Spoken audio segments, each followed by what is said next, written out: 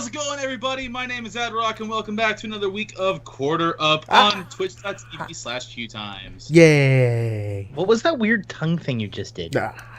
He's pulling off his best Gene Simmons after watching all the Guilty Gear fighting. Never ever do that again. Can that be my new thing I do when we end the show instead of blowing a kiss? I go. Both things are hashtag creepy Krug. You mean I can't do this? That's never going to become a hashtag. You know that, right? I mean, ew. So says you. On my beard. Ew. Hey, Adrock. What's up? Why are you so incredibly dark and like gloomy right now? Because I'm at my parents' house, my daughter's grandparents' house, for the weekend, and probably for next week as well. So I don't have my typical stream set up, so I'm coming to you from my laptop in my brother's dark, dank, and quite frankly, not great smelling room. Got it. So I haven't had the opportunity to edit this audio yet, but I can assure you that it's going to sound like ass cabbage, and I apologize for that. So yeah, I do apologize in advance, in advance of the quality. But Krug, how was your week? My week was great. We did some D&D yesterday, which was really fun. The intrepid adventurers got back on track on this campaign finally. They had started this campaign that we're doing, and they didn't ask for a name that they were supposed to ask for, and I didn't think of just Whoa, hold on. Yes. DM yes, you're right. You're right. It was my fault. It was my fault. Never gave us a name. I thought it would be. So what part of Dungeons and Dragons and creating your own story don't you understand? You can't railroad your party. I didn't railroad them. They just didn't. That was actually the least question to help them progress to the quest. It was the least railroady thing ever. The person they were talking to was the most scatterbrained, silly individual ever, and he didn't think to give them the name, and they didn't ask for it, and so they didn't get the name. And so the first mission they did was completely fucked from the beginning. Like there's no way they were going to succeed. So they failed miserably, and then went to the next one and succeeded pretty well. Hold on. He says failed miserably, but we get this wizard school, right? And then claims that there are thousands upon thousands of teachers, and that it's impossible to narrow it down to a male. And so we say, okay, well, this is we say, okay, well, this is a school of magic. Clearly they can, see the future because, scrying is a thing. They scry, see that they're going to be attacked, and they evacuate all the students. So by failing miserably, he means he killed that one character so that we failed, but we saved thousands of lives. You still had to interact with him. You're in a school full of wizards. If someone's planning an attack, I'm pretty sure a school full of magic users can figure out something new other than, let's just run away. I mean, Hogwarts was infiltrated twice. Once in a full-on head-on attack from the most evil person ever. And you had your students run away. No. You don't understand. The amount of students and amount of teachers that there were at this school, Hogwarts, is like an elementary school compared to the size of this place. So all we're really hearing right now is so absurd. All we're really hearing right now is step up your game, Krug. Step up your game, Krug. I think it makes perfect sense. Indigo disagrees with me. That's fine. It doesn't need to go through Indigo Approvalville. Anyways, I thought the session we did yesterday was really fun. They got to save a paladin who's mourning his dead wife, and they got to do a job for a guy that ended up being an ambush. It was really fun. And Indigo almost died, and he got saved by somebody who had literally just started playing D&D during this campaign. So I think she felt... No, I didn't. I mean, kind of. No, I didn't. Well, if she wasn't there, you would have died. Round that I died. If she wasn't there... Okay, Indigo, how was your... If she wasn't there, you would have died. Bottom line. My week was good. Played D&D on Saturday, like Krug said. I have found the great enjoyment out of trolling my entire party, including Krug. So the fight that Krug was just mentioning, on our way back, we get stopped by a couple guards, and I look beat up. I look pretty bad. And so I decided to fuck with the person that I'm with. And so I... The person that prevented him from dying, just saying. No, yes, she didn't. She did. It could have been anyone could have been there. You're right, It could have been anyone. Yeah. But it was her. Correct, but anyways. You now know he's going to make it worse for your character specifically. I'm more than aware of that. I'm not going to do that. That's not true. You have told me on a regular basis that you are. No, I'm going to fuck with you in specific ways because I think it would be funny, but it's not going to be any worse than the ways I'm going to fuck with everybody else. So anyways, we're walking back, a couple guards see us and see that I'm beaten up, and I say, "Oh, I fell down some stairs," and then when the person that I'm with moves a little bit, I flinch like she's gonna hit me. So the police think that that she's beating me up and takes her to jail. They took her to a cool down tank and assumed that she was drunk, and so they just let her sit there for overnight, and she didn't get to rest, which was sad. So she has no spells now. So yeah, that was fun. So I had a good time fucking with my friends. That's Doc, awesome. or Adarok, what about you? How was your week? Not a whole lot really going on this week. I went to my grandparents' house, my parents' house, as I was saying. That's weird that you keep confusing your parents for your grandparents. I've never done that before. I'm so used to telling my daughter we're going to the grandparents' house. But Comic-Con's next weekend. We're gonna go run around down there. The end of summer's drawing to a close. I'm waiting for word back for something I hope is really, really beneficial to me. So, crossing fingers, big time. Yep. So, I mean, that's been most of my week, is just kind of doing stuff I can't quite say. Working Atlas Reactor videos. One came out this week, another one coming out next week. Tomorrow. That's really about it. Mm-hmm. If you're listening to the podcast, that video's already out. Go check it out at QueueTimes.com. Right? But speaking of notes and all the other stuff we talk about in video games, let's go into our notes this week. So, speaking of notes, nobody was speaking about I'm notes. sorry, I'm only half paying attention because EVO's happening right now, and I'm watching the Guilty Gear Xrd Revelation. Nobody understands what you're saying. Star Wars time. Oh, don't worry, they will in a little bit. Let's talk about one of the 8,476 Star Wars games that exist in the world. Right, so Star Wars Celebration is happening right now this weekend over in England, over in the UK. And some of the games we want to highlight are the fact that EA and BioWare have announced they're having a new Star Wars The Old Republic expansion called Knights of the Eternal Throne. Now, if you play The Old Republic, you'd be like, well, wait, didn't they just release that? No, it's called Knights of the Fallen Empire. The naming conventions are really close together. So it's KOTFE, but the new one's called KOTET, which makes it doesn't help. Acronyms are not helping. Nothing's helping with the name of this expansion. How's this? Could they just give me a Star Wars Knights of the Old Republic expansion or like remake or anything? Because that game was fucking awesome. Yes. That I want. So it looks like after the Disney acquisition, BioWare pretty much turned Old Republic into Knights of the Republic 3. Because honestly, Knights of the Fallen Empire had a lot of story-driven stuff that was really fun, kind of zany. Since it's no longer tied to the main canon, it's allowed to go nuts with all Legends material. Mm-hmm. And now Knights of the Eternal Throne is going to continue that. They're gonna continue the narrative with something crazy and fun and bonkers because it's Legends, and now they can go balls deep. But I don't want it to be an MMO. Yeah, I want it to be a role-playing game. Just a role-playing game. Yeah, that's all I want. That's too bad. You don't get that choice anymore. But that's the thing that was the best. Yeah.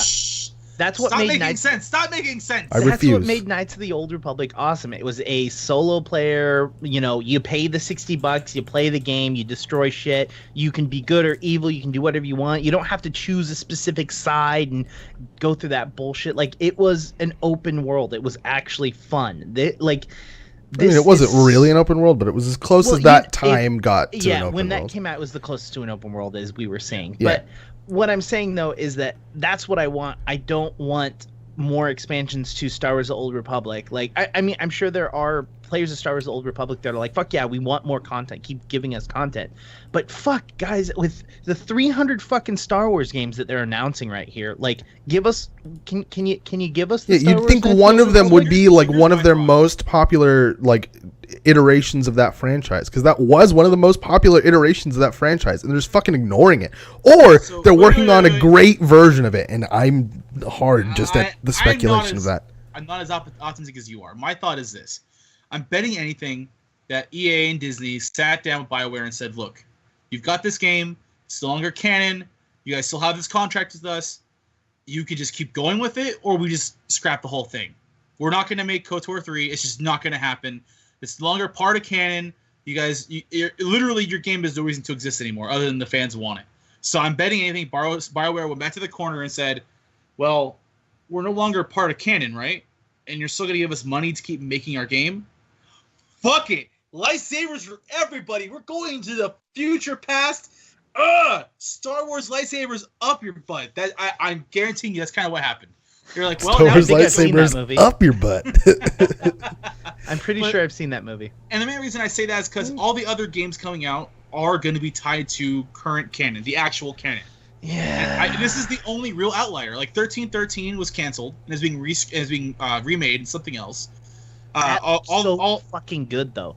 That looked so fucking good. Literally, the Old Republic is the last vestige of Legends material left in the video game sphere for Star Wars.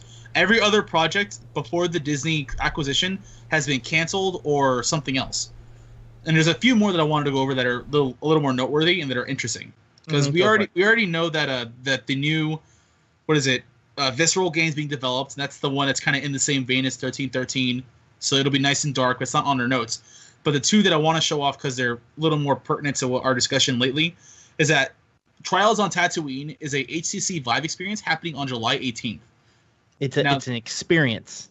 Exactly. Yeah, it's not a game anymore. They're experiences. Well, it never was. Yeah, for a lot of the VR stuff, they have very few games, but they have a lot of experiences, which essentially means they're mini games. Yep. It's like when your friend says, like, "Oh, are you a part of a band?" You go, "No, I'm a part of a musical experience." Oh, no. It's called Head Rush. It's no. Yeah. It's a project. I'm currently a part of a project. Yeah. There's nobody currently a part of the project with me, but yeah, we're self-releasing. No big deal. We're missing a bassist and a drummer, but I think we got it. It's just It's good. A little bump in the road. No big deal.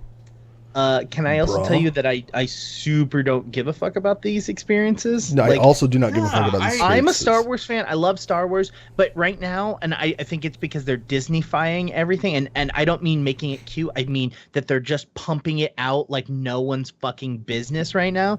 That it's just like it's Star Wars sensory overload, and I just don't. And none of it's what I'm looking for. Like Star Wars literally lends itself to some of the greatest fucking combat mechanics ever. Like as a Jedi, you have like. Jedi Knight. What? Jedi Outcast. Yeah, those are old games. I play those games still because they're so good, but they're not giving me new ones. Like, I'm tired of the same fucking game over and over again. I want a new version of those games that lets me be a Jedi and block, like, deflect bullets and push people and, like, jump super long distances and run along walls. All those things I could do in games fucking 10 years ago in Star Wars games. As a single player, and actually some of them were even multiplayer games with a great single player campaign with a great multiplayer experience, and they were cross-platform Xbox, PS, whatever, and PC. And I agree with you, but they can't do it now. Why? Is that I think Indigo agrees with me. Having a game set without the Star Wars powers, like the Jedi power set, would be awesome. Like 1313. Oh. What I wouldn't give to play a game where you're a smuggler or a bounty hunter in that world. No, Krug, and I think you can agree with this. If it's a good game, the thing is, it can be placed in the Star Wars universe and be a good game with. Yeah, and the Star Wars universe lends itself to a lot of I think the Jedi stuff is the most exciting gameplay wise, but there's a lot of other the weapon variety in the movies is vast enough to lend itself to a first person shooter type game and ion grenades. Yeah, the space games, like there was that one, I forgot what it was, like Rebel Fighter or something. I don't remember what the game was called, but there was one specific Star Wars game where all you did was like fly around in a ship and shoot things, and that was really fucking fun for what it was. Like it was great, and it's old, and I still want to play it. I can't find it on an emulator that works. I mean, I might have a ray of hope for you then. What? So the reason I say that is because Battlefront is going to PlayStation VR. No, that's not what I want. They don't really have a timeline at the moment. Well, wait, let me continue. They're going to have at least 2 new DLCs, one of which will be space battle focused. Not what I want. They just released a video for the Death Star DLC. Nope. Where you could fly around the Death Star as the battle for the Death Star is happening. And the parts that I like about it are the 2 new hero characters they're introducing. Chewie, yes! You do that so well. And then also...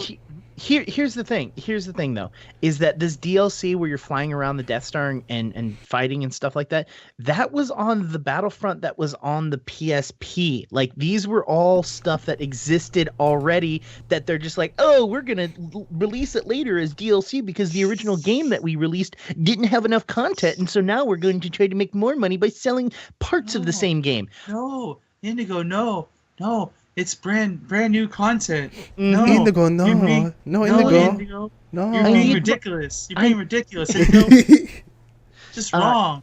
Yeah, this is the problem I have with this stuff, is that DICE and the Star Wars Battlefront series as a whole has literally just proven to us how shitty that they could be as game designers and creators by giving us a half-ass game that had a large amount of problems when it first came out, then had a massive drop in of players as it went out, and then still are trying to come out with DLC for people to come back and play their game. And the DLC is still garbage. I'm not gonna lie, I'm kind of excited for the 2 DLC packs happening, especially with the Rogue One DLC. Yeah, I don't get that. Why are we getting Rogue One DLC, but we're not getting Star Wars Awakens? Yeah, exactly. Yeah. I don't know. No, stop being ignorant. Look, give me the ability to play Rey. You know what I mean? Like, oh, guys, this isn't on the notes. Hold on. This isn't on the notes, but BioWare just released a press release like really recently, and I think we have to bring it up and talk about it. It says, "Stop being ignorant." But on a serious note, I do agree with that. But the second DLC I said is revolved around Rogue One, so it's come out alongside around the movie. It's called Rogue One Scarif with Jyn Erso and Director Kennick, which are the heroes. Director Kennick, if you don't know who that guy is, in the shots of the trailer, the one dude with the all-white Grand Admiral getup, that's who that guy is. Mm-hmm. So that should be kind of cool. I wonder how they'll adapt the storyline of the movie to the game, or are they only going to do... I'm assuming that Scarif is the beach planet that most of the trailers have been showing us. That's what I'm guessing. I'm guessing that we're going to move on to the next news topic now. Because Indigo's lost all interest. It's time for Evo!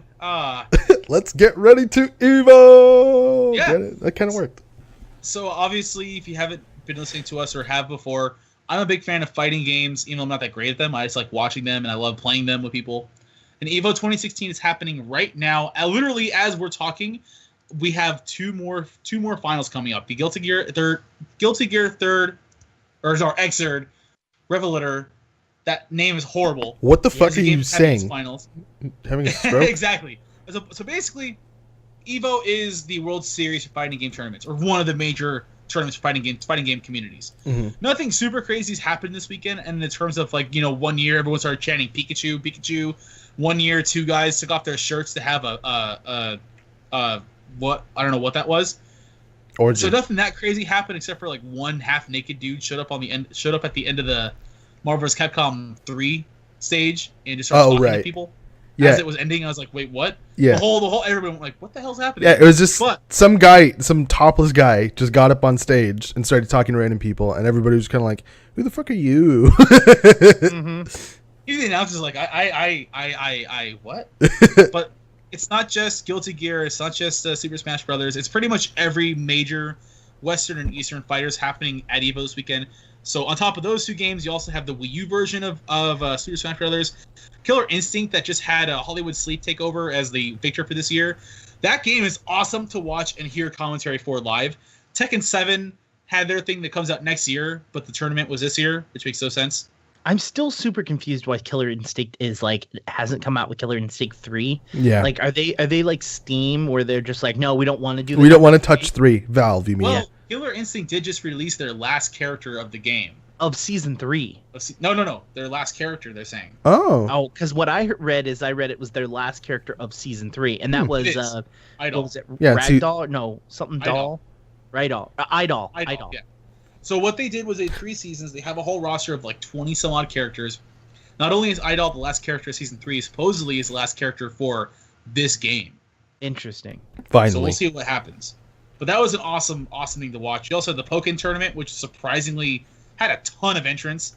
Mortal Kombat XL, which was really fun to watch, despite the fact that it was shown at 8 in the morning for the finals. So the Mandalay Bay had a quarter of the people inside it. I felt really bad for Mortal Kombat. Also, it has the only repeat champion so far of EVO, which is kind of surprising. Wow. All that's left now is Guilty Gear, Melee, and Street Fighter V, and those are happening later tonight as of this recording. So we won't have those updates. But in case you're curious and you are watching, you don't want to watch on Twitch for whatever reason or whatever you want, ESPN2 is showing the match recaps, I believe the finals, on ESPN2 at 10 p.m. Pacific. Nice. They'll probably replay them for a while on ESPN2 as well. and Watch ESPN is also streaming it, as well as Heroes of the Dorm. The only thing I'm curious about is if they'll actually take the Evo streams and their commentary and use that, or if they'll have people from ESPN attempt to... I really want people from ESPN to attempt. Like, I don't even want them to succeed. I want them to attempt and fail. Well, but here's the thing. You have to understand. I think ESPN is being smart enough about this that, yes, they may have their own shoutcasters, but they're probably going to go out and find shoutcasters specifically for these. Don't versus say stuff like that. Making some current sportscaster come over and like. No, what I really want them to do is I want them to take somebody that like casts basketball or something and then just be like, hey, we got this really fine, baseball, whatever. Curlers to come in. Sure, don't care. Any of these people are fine. Tell them they're coming in. Tell them that they're going to be working an event of the sport that they know, and just be like, yeah, just sit down and in a little bit. Sorry, this is still last minute. In a little bit on this screen, you'll start seeing the game, and you can do your thing. And they'll be like, all right, cool, I got this. I can work last minute. I'm good at my job. And then it comes up, and it's fucking Street Fighter, and they're just like, punch, kick, punch, kicker. Oh, particle effects! Yay! I'm sorry, they probably won't say particle effects. There's a man beating a woman on the screen right now, ladies and gentlemen, beating her well-rounded. That sounded. It's just gonna be awkward. That got weird. Yeah, I don't want that. Yeah, no, that's what I kind of figured. That's what I kind of want to happen. Okay. I mean, well, you succeeded. That's what video games are. Weird, right? No, they're fun. Really? Because you don't want weird video games? Because I sure as hell do. Nope. Because then we get stuff like Hateful Boyfriend and that bird one. Hateful, whatever. Not only that, I'm all for Hateful Boyfriend. But if you don't want weird, then you don't want what I'm going to tell you next. Because what's next? I want so badly. All right. What is it?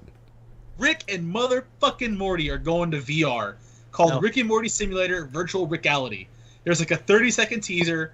It's them playing with a bunch of stuff in the lab. A penis. It does look like a sex toy. Yep, it does. It does look like that. He's slapping the balls around. It's on TV. Everything in Rick and Morty looks like a penis. It's a penis. Just by the way. Did you see what they did at Comic-Con last year? At San Diego Comic-Con last year? What happened last year? They were doing showing of their show, and then they were doing like live drawings or like live voicing over, and they were just so fucking dirty. They were so dirty. Oh my god. Like stuff that they would never be able to show on television. Yeah, you guys should absolutely go to the show notes and watch this video because it literally looks like he grabs a floppy penis. So if you've ever seen Rick and Morty, it's an Adult Swim show. Everything looks like a penis. Yep. And what they're saying is you'll also be able to play in Rick's lab and legitimately jump through the portals. And if you don't know about Rick and Morty, Rick has the ability to jump through alternate universes because of a portal gun that he created. So if you can jump through the portals in virtual reality, you could potentially land in as many worlds they can create. Mm-hmm. So that sounds really awesome. So they're just going to have the whole cast, randomly generated phallic symbols per portal? Have you seen Rick and Morty? No. Yes. You need to watch Rick and Morty. Yeah, it's on Hulu, both seasons. Season 3 starts in like a week and a half. And if you're going to Comic-Con, you can try playing virtual reality right there. And maybe, just maybe, we're like another few years away from playing Roy in our VR headsets. Yes, I saw this. I hadn't seen this episode, but oh my god, that was hilarious. It is awesome. Have you seen this video, Krug? Needs to watch Rick and Morty. Yeah.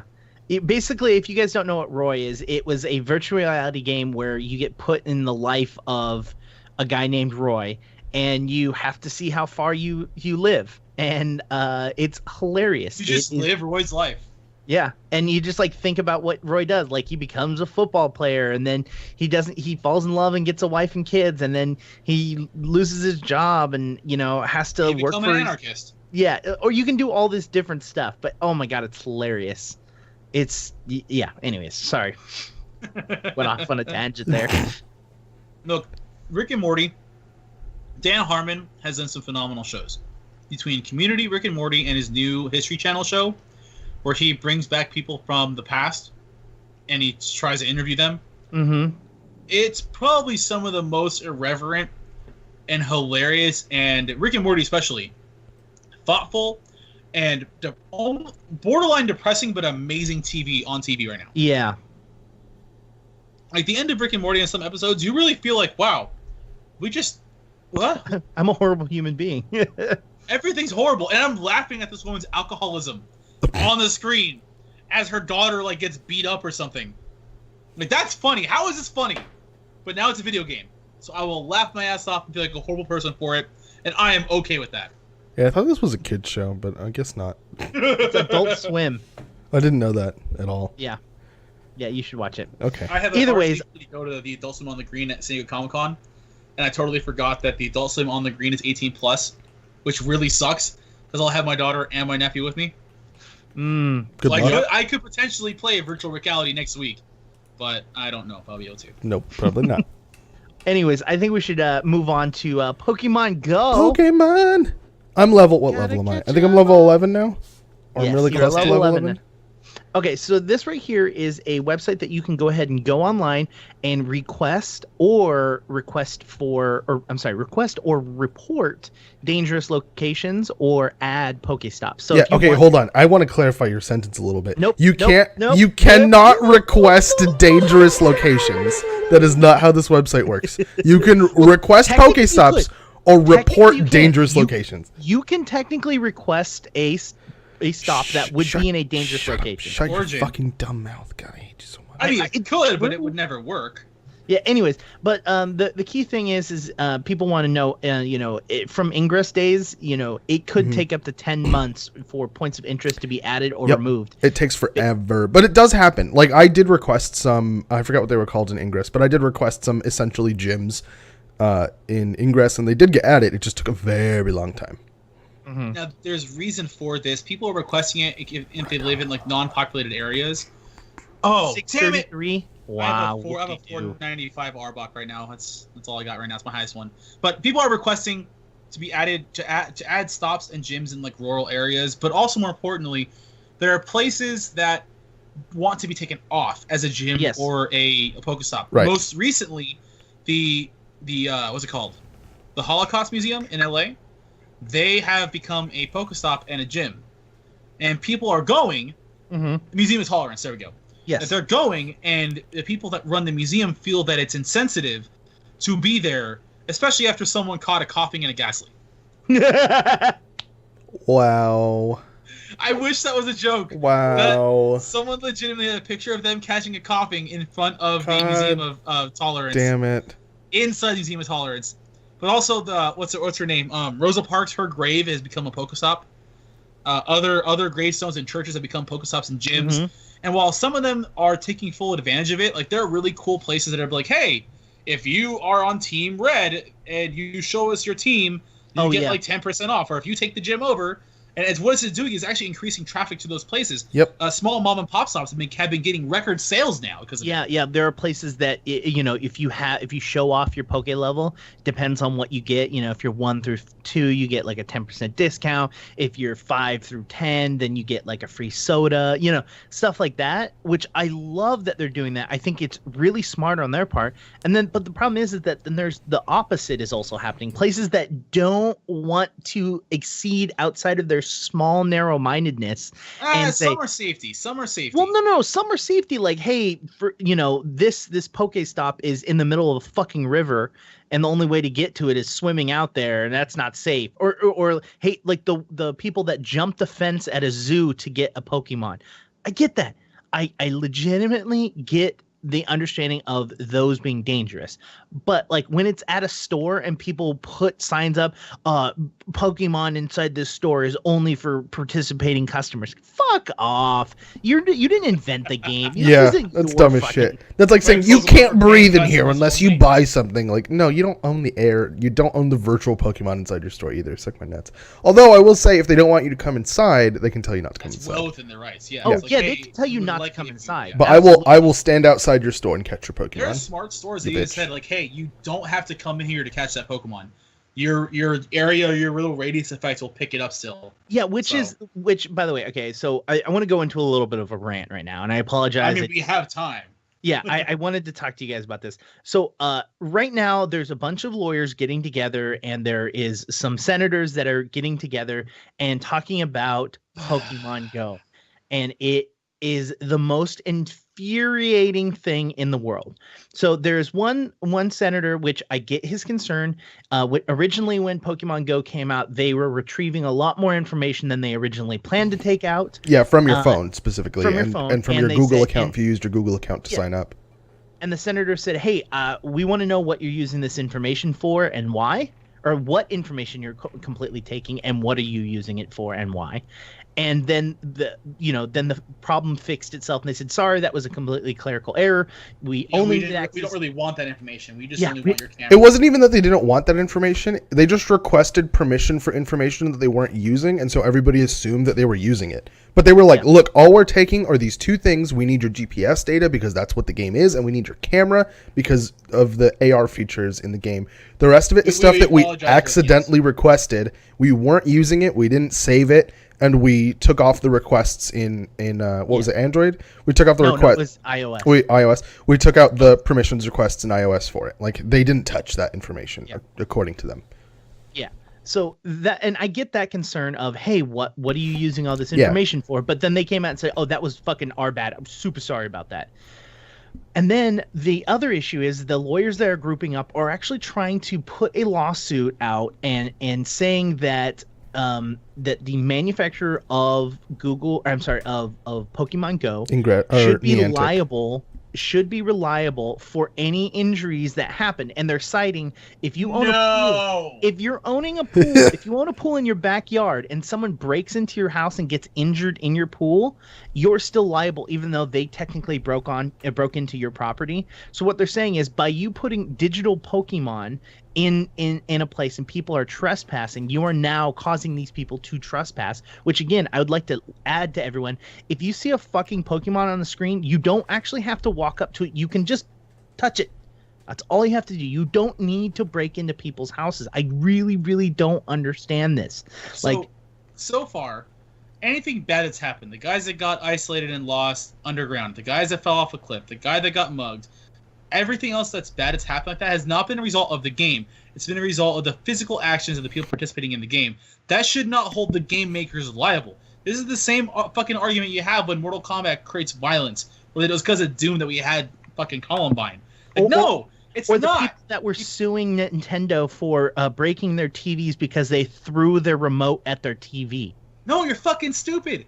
That's not the game's fault. You're fucking dumb. And if you fall off the cliff, the Darwin Award should be given to you. Mm-hmm. Then again, maybe I should be more sensitive with people's. No. You don't have to play the goddamn game. The game makes it real easy to play the game, and you don't have to do a bunch of dumb shit. Yeah, we were walking around, like, I don't understand how you walk off a cliff or, like, get stuck in a... Like, we were walking in a crowded street. I didn't even bump into anyone. Like, I don't understand how you are that unaware of your surroundings. There are 8 billion people on this planet Earth. There's a couple thousand dumbasses. Yeah, and this is the other thing. The other part of the lawsuit that was coming out was the fact that people were using Pokemon lures to lure children into places, and I just... Parents' fault. Recorded, never happened. Parents' fault. No, yeah, exactly. Parents' fault. But nothing like that has happened yet. I don't give a fuck. Parents' fault. It's going to happen. And this is what they're saying. They're saying the lures, which are there to lure Pokemon, rare Pokemon, right? They're saying it lures children to these locations. I'm like, parents' no, fault. It fucking doesn't. First of all, you get lures in the game, and you could put it on any stop that you fucking want. Like, it's also like promoting Satan, I think, wasn't it? Like the Egyptian government has banned Pokemon Go. No, they say that they banned it because they say it's addictive and detracts you from God. But that's dumb because everyone's different and everybody has their own unique thing that detracts them from God. There's no reason to ban a game that some people get addicted to. That is dumb as fuck. Some people get addicted to collecting stamps. Some people get addicted to, random shit. You don't need to ban something because it's some people are getting addicted to it. It's not inherently addictive. It's not chemically addictive. Maybe those things are understandably bannable, but something that's not just physically or mentally addicting. Well, I mean, what I'm saying is it's not like heroin. No. Here's the thing. The game is not mentally addictive. You can be mentally addicted to playing video games, but that specific game is not physically or mentally addictive. True. Boom. If we're going to talk about games that are addictive, that's MMOs. Like, they're designed for people to be addicted to them. Right. But that's a completely different story. I'm going to move on because I'm done with my rant. I'm just saying that lawyers are fucking stupid and they're horrible. And people are fucking stupid. I think old people and are just stupid. let people be stupid, all right? I think old people are stupid. Where did that come from? Well, we're going to be old, my heart. Nope, never. Old is always my age plus 6. I've been told like 3 times this week from a 6-year-old that I'm old. Yeah, but 6-year-olds don't know I'm used to anything. this already. This is the thing. Old is relative to how you think. Like, there are old people that are just like, VR's the coolest fucking thing in the world. I'm excited for it. And then there's people like Adarok, who is my age, and saying, you're stupid. No, you have to say it with the right voice. This is stupid. I don't like VR. Back in my day, We had NES controllers. to storm the beaches of virtual reality at the theater. You're having... Okay, we need to stop. That right thing now. still exists. That virtual reality thing still exists. I'm just saying, I had to play Pokemon in 2 shades of green. That's all I'm saying. Back in my day. Anyways, let's move on to Batman. I'm Batman. I'm Batman. Because I don't care about Batman. I'm Batman. Telltale. Batman probably has a interesting. really high trainer level because he gets around Gotham City. I'm pretty sure Batman just has Alfred walk around for him. Yeah, right. Ooh, that's a good He's one. busy. Or He's pays that busy. girl He that's has in the New Bat York family. that works for like $18 an hour to walk around and catch your Pokemon for you. It's And $22 20. an hour. All he has is Zubats and Golbats.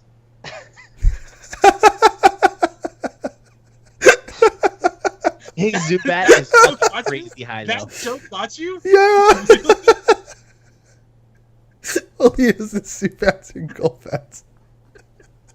Okay. So Batman the Telltale series, if you haven't heard, is the next Telltale game. It's going to be happening September 13th. If you're going to San Diego Comic-Con, just like virtual reality, you'll get that the panel, I believe, is going to have a sneak peek playthrough. And supposedly, it's going to happen at the panel where the crowd itself gets to dictate the moves that they make in the playthrough. Sounds horrible. Right? Sounds like And a really kinda bad awesome. idea. And kind of awesome. But this actually brings something interesting I want to talk to you guys about. You know, everyone at this point knows about San Diego Comic-Con, Comic-Con International, CCI, Yeah. SCCC. It's been morphing over the last 10, 15 years. Initially, Stroke. it was a Comic-Con. You go meet your favorite artists and your writers, and you get to meet them and go through the comic bins. Around the early 2000s, it started kicking off, and people started bringing movies in there. Then it became a huge movie TV phenomenon. And now, in the last year or two, there's been a growing and increasing amount of video games happening there. Nintendo, Sony, and Microsoft all have their Comic-Con experiences that are off the site, so anybody can go if they don't have a badge. You also had last year, Assassin's Creed Syndicate had an obstacle course and the first alpha build of the game for anybody to play through. The Turtles had an mobile arcade unit. Sega's been there every few years with a Sega arcade there. There's been 8-bit museum arcades that show up there. And now not only is Batman going to be premiering there, I also believe that Rick and Morty's going to be premiering there. And they're talking about possibly Overwatch as a panel there. Mhm. It's surprising how much Comic-Con has evolved again. And like, how do you guys feel about that? No issue. Yeah. This is my thought behind it. This year is supposedly the last year that San Diego is guaranteed to have Comic-Con, and because they did not make the necessary renovations that they were supposed to, they have released it out to other locations to bid on it, and both Los Angeles and Anaheim have put bids in, and Vegas. Vegas. I don't want Vegas to get it, but Anaheim or Los Angeles, I want it to win so bad. Anaheim has the room, but no nightlife. That's been their biggest issue, which is why WonderCon likes it but doesn't like it. They love the location, but there's not a lot of people to do outside of it, beside Disneyland. LA, LA, they had a horrible year this year at the Anime Expo. WonderCon, Oh as yeah, a vendor, anime. out Yeah, there. but that wasn't the con's fault. That was how Anime Expo set their shit up. that's true. So Like, for those, this is not video game related, but Anime Expo, they increased their floor size exponentially this year and moved their artist alley over to an overflow hall called No, Kensho Hall. that is a parking lot. They call it Kensho Hall. They call it a hall. It's really a parking lot. And people were legitimately fainting because the air conditioners wouldn't work. It's legitimately a parking lot. That it was too hot. It was overcrowded. People weren't getting the flow of people through there and air. It was really bad. Yeah. But Vegas has been like making huge strides. They really want huge cons there. Yeah. We No. have in Las Vegas. They have other ones, and they're revamping a lot of stuff to get big name cons there. And I've been to the Las Vegas convention hall quite a few times. I go there almost every year in October. And so I'm going to go there this year in October as well. And I think Krug, are you going with us? I don't. Maybe, I don't know. I don't remember if I got a ticket or not. Anyways, so we usually go to a big con in Las Vegas every October, and it's great. I love it. But the problem with Las Vegas is it is so far, like it is kind of far away from the Strip, and you have to take a taxi. Like you can't driving around Las Vegas is just the dumbest thing ever. So you have to take a taxi. The convention hall is great. I do love the convention hall. It's nice. It's large. It's got plenty of space. It's a clear entrance, clear exit. Like that's great. But yeah, it's basically, hey, we're in Las Vegas, so go to the Strip and spend a fuck ton of money on alcohol. Like that's it. Like you go to Vegas to either gamble or drink, and so you can gamble and drink and then go to a con. And I don't know. I just don't think that. While I do like the convention hall, there's a lot of drinking that happens at Comic-Con. Yeah. Oh, no. I'm not saying that. But what I'm saying is that you're going to a casino to drink. You know what I mean? You're not going to a local bar or pub or like something nerdy. And you're less likely, like in Los Angeles or in Anaheim, you're more likely to have smaller things like the Nerd Rockers Ball. You're more likely to have stuff like that than you are in Las Vegas when who cares about what's at the fucking convention hall? We're making money. 90% of the money we're making is off of people gambling. And it doesn't matter if we make nerdy video game like references or like try hard to make the environment friendly for nerds. Yeah. So that's my only issue and complaint about it. There's also a really good argument for San Diego coming back and getting the contract again. It brings a lot of revenue to the area, and the convention center has been in the city have been. They're like, oh God, please don't leave, please don't leave, please don't leave, please don't leave, please don't. They're doing everything they can. No, well, this is the issue: is that they said 10 years ago we're going to make the following renovations to this location: X, Y, Z, A, W, S, right? And then their 10-year contract happened, and at the end of it, they didn't make any of those renovations. They basically said, yes, come spend all your money here. Yes, give money to our area. I know you want all these extra stuff to make your event better, but we don't care. We're taking all of this money. Like, that's the issue. Like, they would have stayed down there if they would have done what they were originally promised to do when they were down there. And it also could be good for the convention itself if it leaves that location. Because let's be honest, going down there, spending $50 on parking because it's a con and they know that they can fucking rip the shit off of people. Have you seen parking prices for Kings games in LA? Oh, I know. $70 for parking at a Kings game. They're gonna hike the shit out of parking for Comic-Con. I understand that. Parking is absurd too. I'm aware of all of those things. I mean, I also live like 2 blocks away from the Anaheim Convention Center, so yeah, I'm going to Anaheim. I'm totally cool. Yeah, I'm going to your house, parking my car there, and like walking. Like I'll catch some Pokemon on the way there. Like exactly. Anyways, let's move on. Let's move on. We keep getting stuck on shit this week. I don't know why. It's fun. We have plenty of time. Oh, I know we do, but we also have plenty of news left. That's true. So Nintendo Mini NES is coming out. It's a small little handheld Nintendo console system that you can go out buy. It's $60, but here's the kicker. It's limited to 30 games, and they aren't looking at updating the game list at all. I think they specifically have said, yeah, no, it's only coming with 30 games. Among them, Bubble Fight, Balloon Fight, Donkey Kong, Double Dragon, Dr. Mario, Final Fantasy 1, Ice Climbers, Kirby, Mega Man 2, Ninja Gaiden, Pac-Man Punch-Out, Super Mario Bros. 1, 2, and 3, Adventures of Link, Legend of Zelda, and Tecmo Bowl, among others. It's so cute. all of like the classics. It's so cute. It is very cute. It's a little cute little console. I'm just saying, like, I don't see the point of buying this when I can go and play an emulator. Because it's so cute and little and small. I do. This is for us, because let's be honest, if we have $60 to burn and can find it, we're gonna buy this thing. Regardless of what you just said. My parents will buy one because they love playing with the NES. Their parents are gonna want to buy one because they remember what their kids played and their grandkids played. And it's all they remember as a console. Collectors are gonna want this thing because it's a new collectible thing. This thing is this year's Tickle Me Elmo. I guarantee you. Not only that, it's also super compatible with the Wii U Mote and the Wii Mote and the controllers, and they have their own old school Nintendo 2D controllers, the square ones, rectangle ones. This thing is going to be insane. This thing's going to sell out, hardcore. All right. I mean, I would be okay with being wrong. I mean, I'm just kicking myself for not investing in Nintendo stock. Yeah, but right. Other than that, Right? I'm just saying I can't buy this. So Because I'm not PC gonna buy it Master either. Race.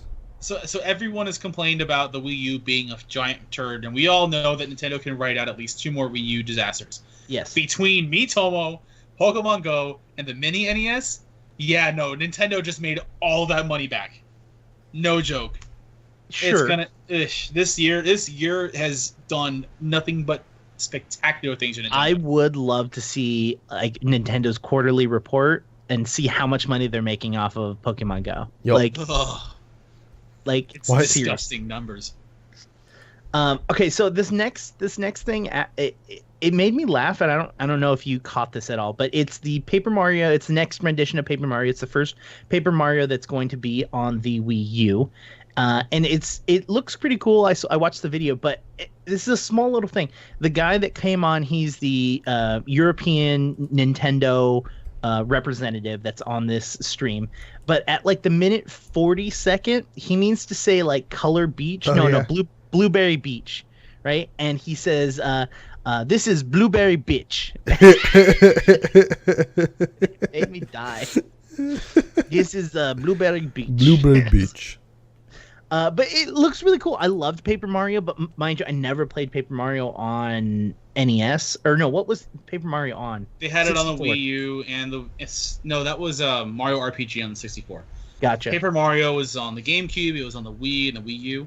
So Paper Mario, their combat is very timing based and 2D based, where you have your side and the enemy side, and you can attack. And every battle is kind of like a little puzzle. You know, how do you best work these things? And a Color Splash continues that by allowing you to have cards that are your attack. So every game has cards now. Every game has a deck.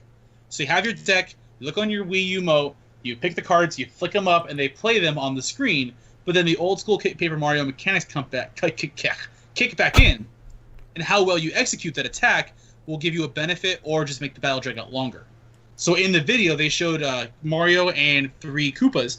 He picks the jump attack instead of the hammer attack. He goes, well, the reason I did that is because of this and this and this. Now watch. If I jump on the dude and I have the old school Paper Mario timing, you know, jump, jump, jump, jump at perfect times, I can turn this guy into a shell, kick the shell out, and wipe out the rest of the screen, and I can move on with a 10-second fight instead of a 30-second fight. Mm-hmm. That's pretty interesting. No, Plus- I like I sorry. said, the video looked really interesting. The game looks really cool. Blueberry Bitch. That's all that I will Blueberry ever remember Bitch. this video as. Blueberry Bitch. So Nintendo's like recent foray into using physical mediums in their 3D games, like the Clay and Kirby and the Yarn and Yoshi, and now Paper Mario using paper and cardboard. I don't know who thought of that. I think it's Shigeru Miyamoto. Either way, it is weird and phenomenal. It looks amazing. I'm talking about papercraft. Okay. It's a ball of yarn, and I went, oh, it's so gorgeous! Can we move on to the obligatory Overwatch Yes. news? Oh my God. Yes, please. All right, so cool. For those of you that don't know, new hero in Overwatch was released or like specifically detailed, not actually in the live game yet, but still we know exactly what she's doing and how she's going to be doing it. So her name is Ana. She is a very long range healer / support, damage boosty, speed buffy type lady. Her abilities are as follows. She has a biotic rifle, which is that tweet that Overwatch sent out last week that we were reporting on last week. The biotic rifle can shoot through a scope with right click. It cannot headshot, but it does do dot damage technically. Although the dot is very quick, so it may as well not be a dot in my opinion, but whatever. So there's that, and if she hits an ally, it's also a very relatively powerful burst heal. Like, it heals much faster than Mercy, but obviously you have to land shots in order for it to work. So that's Also, pretty cool. not a headshot as well. Headshots on heals super don't work. Headshot heals. That'd be fantastic. She I'm also sorry, this is funny. has an ability, Sleep Dart, which fires a dart from her sidearm that knocks an enemy unconscious. The animation's similar to when Reinhardt uses Hammer Down, except for the difference with this is when an enemy gets hit, it cancels the sleep. So if they take damage, essentially they get back up automatically. If they don't get hit, I think it's 3 seconds that they're out for. The great thing about this is it cancels ults. So if there's a McCree ulting, you can one-shot cancel his ult, which is what I think this is going to be used for competitively if this character finds her way into competitive. She also has Biotic Grenade, which has a fucking plethora of uses. So she throws it, it's similar to how McCree throws his stun out, but instead of stunning people, this Biotic Grenade will heal, if you hit allies with it, it'll heal your allies a little bit, and it will boost the amount of incoming heals they receive from other sources. So, for example, if you shoot them with your gun, or if a Mercy has her health beam on them from Lazarus Staff, or whatever the fuck that thing's called, or like self-heals work too. So Soldier 76 heals get buffed, the ones on the ground, or a Roadhog sucking in his drugs, that will also get buffed by Biotic Grenade. If you hit enemies with it, they will receive... So I've heard mixed reports on this. Either it's greatly reduced healing, or they cannot be healed for a specific amount of time, and they take a little bit of damage, which is super awesome, because that's a great counter to like, oh, I'm a Lucio, and I'm going to pop my E and heal every... Nope, you can't get healed anymore. Bam, bam, bam, bam, bam, and then you die. Yeah. I think that's really great. And her ult is Nano Boost. It is a... ult is disgusting. Yeah, her ult's really cool. So you essentially target a single one of your allies and use your ult. They temporarily move faster, deal more damage, take less damage from enemies' attacks. So it's basically Lucio ult combined with Mercy right click combined with Lucio speed boost in one, like... AKA OP as fuck. Well, I mean, I'm sure the numbers are lower. Like in a well-coordinated attack, it is redonkulous. There's already videos of Genji's just wiping a map of people. Yeah. Reinhardt's just laughing at everything. Yeah. Even stuff like 76. Like there's a video of a NMRA boosting a 76. Yeah. With his ult. Oh god, that's scary. And the great thing... You need to go to clip 2. Just clip 1, everyone's dead. Yeah. And the great thing about it is, unlike Mercy's right click, the damage boost, you don't have to follow them around. This is once you land the shot on an ally, you don't have to, that's it. They have something attached to them that they can take with them wherever they want to go, and you can go off and do other shit. You don't have to pay attention to them if you don't want to. So I think she's pretty cool. I'm worried about the state of Overwatch when she releases, because everybody's going to want to play her. So we're either going to get games with just her on the team, and it's just going to be like, this isn't going to work. That's what I was going to say. The first 3 weeks are going to be every team has to be honest. And people aren't going to realize that their priority is support. Their priority is not to stand there and shoot enemies with their gun. Like, you need to shoot allies so that they get healed. You need to be stunning and sleep darting people. She's not even a primary healer. She's an off healer. She'll deal a little bit of damage to kind of help lay covering fire. She's a support. I don't even think she's a healer. She's a support that heals. Her strength is buffing and debuffing. That is her thing. She has heals, but I don't think that's her bread and butter. Her bread and butter is going to be her grenade and her sleep dart. Her grenades, grenades, and on top of that, the Overwatch community has already dubbed her grandma.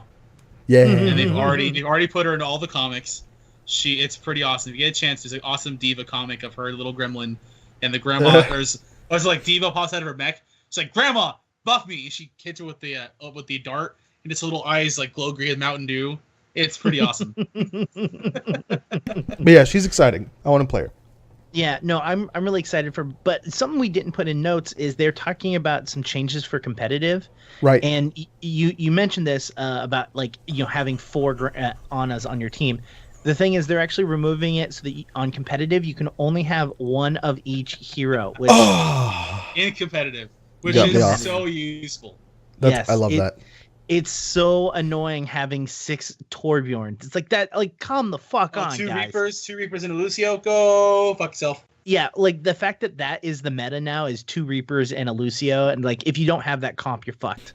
Yep. It's so fucking stupid. Yep. I'm so glad that they're swapping that out. They're changing that. I think they realized their mistake. Yep. It's gross. It's still in casual. Let that go nuts. That's fine, because casual. Yeah, casual's still going to be 6 Torbjorns versus anything. And six divas. Yeah, but that's the thing is you can have fun in those matches because it's not like you're getting points or losing points and blah blah blah sure. blah blah blah Right, for right, that right. shit. Exactly. So, anyways, I think we're gonna move off on our last piece of news, and it's not even news. I just wanted to put this in because it's fucking hilarious. this video? I find this funny because I talk about MMA and you both go, "Nah, I don't care." Well, this is different. No. Okay, hold on. Krug says, "No, I don't care." I go, "I don't know what you're saying." Like, that's the difference. Because you're like, so-and-so did this, and then so-and-so. I'm like, I don't know any of these people. Just say, like, dude number 1 kicked dude number 2 right in the kidney and then punched him in the head at the same time. Yeah. Like that would be that. I'm cool with that. Like, but, like, John Von Seeger, the 40th, blah, blah, blah. Like, I don't fucking know. Okay, here's the background. Bellator is another fight league, just like the UFC. Mm-hmm. They're not as mainstream popular, but they're still really big. Mm-hmm. The fight, I believe, I don't remember who fought. Oh my god, I'm missing the names. But it's Bellator 158, and at the end of the fight, in round 2, with about 30 seconds left, one dude gets a knee to the face, done. He's out like a goddamn light. And Indigo, what happens next? After he gets a knee to the face, he runs over to the edge of the cage. He reaches over. Someone hands him a little something coming out of a bag. He puts on a Pokeball hat, has a Pokeball in his hand, and then rolls it to his other player, and then gives everyone the traditional super Kawaii little peace kawaii symbol. Peace symbol, aka he just caught his enemy because he beat him so hard. Yup. Oh my god. Anyways, videos in the Guaranteed show he got notes. sued for that. I don't give a Almost fuck. guaranteed he got sued for that. Super Or fined for that. Not Super. sued, but I'm sure he got fined for it. But come on, you can't tell me that's It's not worth it. fucking hilarious, Krug. Okay. You have no sense of humor. Okay. The Kawaii part creeped me out a little bit. The rest of it was funny. The No, Kawaii what part was creeped me creepy. out is he had that It's the like victory that. pose. What creeped me out is the fact that he had a pitch black mouth mouth guard, guard. and when he smiled, that creeped me out a little bit. I was like, oh god, it's a demon or something. Like, what the fuck? And then I Right. realized it was a mouth guard, and I was like, oh. All right. Anyways, that's it for Quarter Up this week. Thank you so much for everyone that came and watched us live, and thank you guys so much for watching us on YouTube. If you made it this far into the video, thank you so much. If you are listening to our us on podcast, please make sure to give us a rating. We want to know, what are you doing, Krug? Nothing. I'm gesticulating your words. Oh, gotcha. Please give us a subscribe. If you guys are on YouTube and watching us, give us a like. Give us a comment down below letting us know if you liked it, if you didn't like it, what you want to see improve. Same thing with subscription. If you guys, give us a rating or give us a comment on iTunes or Stitcher or all of the millions of other places that you guys can find our podcast, it helps us exponentially. It's not even funny how much it helps us. So thank you so much for that. But that being said, if you want to get a hold of us, Krug, what's the best way people can get a hold of you? You can at KrugQT on Twitter, or you can email krug@QueueTimes.com. And if you want to get a hold of all three of us at the same time, you can email QU@QueueTimes.com. And that's it for me. What about you and the Googles? If you want to get a hold of me, you can get me on Twitter at IndigoQT. You can email me at indigo@QueueTimes.com. That's QUEUETIMES.com. And if you want to hit up all of us on Twitter, you can get us at _QueueTimes. Adrock, what about you? Best place to get a hold of me is at AdRockDraws on Twitter. And that'll wrap us up for this week of Quarter Up. If you want to stay tuned, if you're watching us live, we're going to do some little bit of streaming and then go right into /yell. If not, we'll catch you guys later. Have fun. Mwah.